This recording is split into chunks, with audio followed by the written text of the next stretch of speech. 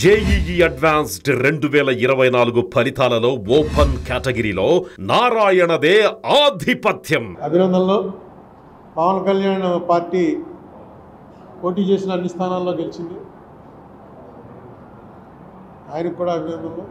మన కందులు దుర్గేష్ మినిస్టర్ ఇచ్చారు. సిఫార్సు చేసినందుకు పవన్ కళ్యాణ్ గారికి, అంగీకరించినందుకు చంద్రబాబు నాయుడు గారికి. ఏంటంటే దుర్గేష్ మనకి చాలా కాలం నుంచి మిత్రుడు. శిష్యుడు కాదు, శిష్యుడు ఎలా అవుతారు? వాళ్ళు ఫ్యామిలీ, రాజకీయాల ఫ్యామిలీ, చాలా కాలం నుంచి రాజకీయాలు ఉన్నారు. నాతో చాలా ఎక్కువ కాలం నాతో కలిసి ఉన్నాడు.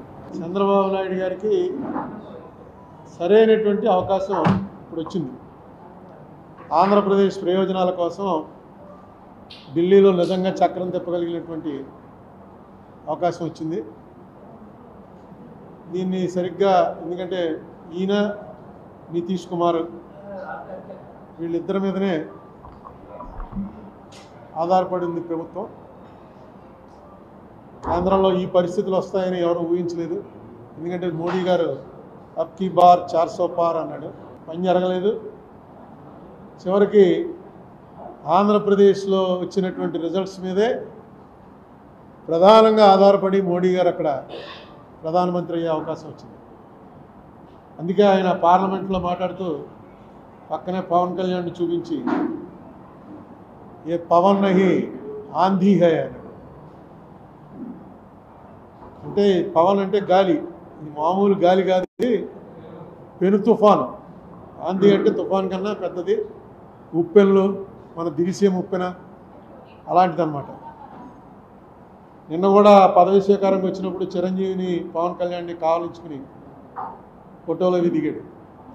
కారణం ఏంటంటే పవన్ కళ్యాణ్ గారు చాలాసార్లు చెప్పారు అనుకోండి, ఆయన వెళ్ళి తాపత్రయపడకపోతే ఈ ఎలియన్స్ కుదిరేది కాదు.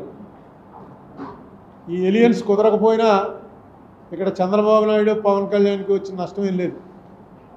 ఏమో ఇంకా బీజేపీతో లేకపోతే ఇంకా 1-2 సీట్లు పెరిగినేమో కూడా. మోడీకి మాత్రం ఈ ఎలియన్స్ లేకపోతే ఏమోనో రిజల్ట్ వచ్చాక తెలిసింది.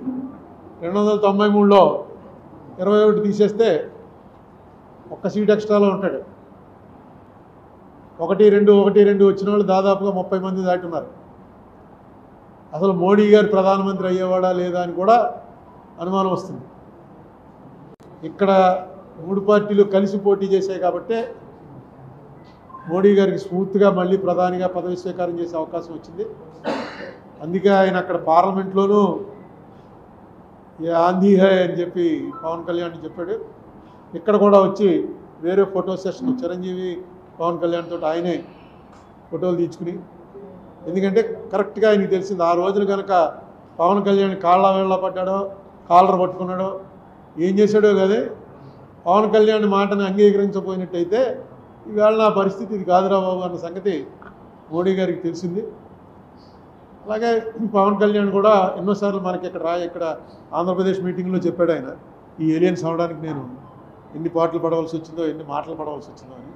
సుమన్ టీవీలో మీ పర్సనల్ అండ్ బిజినెస్ ప్రమోషన్స్ కోసం కింది నెంబర్కి కాంటాక్ట్ చేయండి.